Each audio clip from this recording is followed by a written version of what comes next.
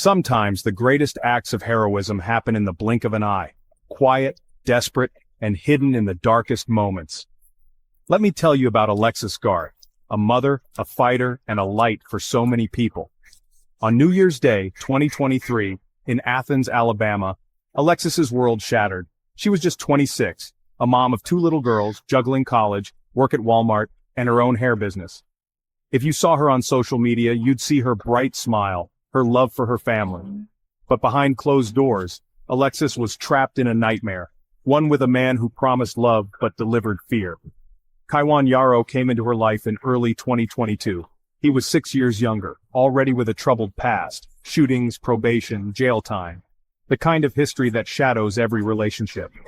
He isolated Alexis, monitored her phone, threatened and raged when things didn't go his way. She posted, "We beat the odds," but the truth was so much heavier. On that morning, Alexis knew things were spiraling. She called her mom, whispering, "Things are going left." Her mom heard it all, Yarrow threatening to kill everyone, including himself.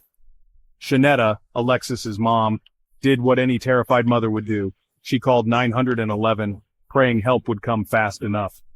What happened next is almost unimaginable. Police arrived just as Yarrow raised his gun and aimed at Alexis's 3-year-old daughter. In a split second, Alexis made a choice that would define her legacy.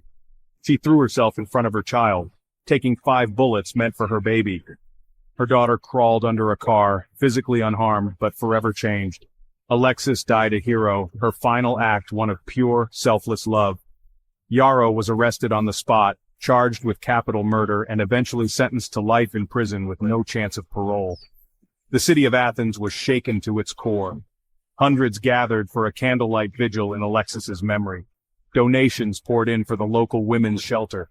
After her death, calls for help went up 300%, a heartbreaking testament to the silent suffering in so many homes. Alexis's mom and sister have become advocates, determined to turn tragedy into action. Her daughters are loved and safe, surrounded by family. Alexis's story isn't just about violence, it's about courage, about a mother's love so fierce it saved a life. If you or someone you know is in danger, reach out. No one should ever have to face this alone. Thank you for listening. Remember Alexis Garth, not just for how she died, but for how bravely she lived.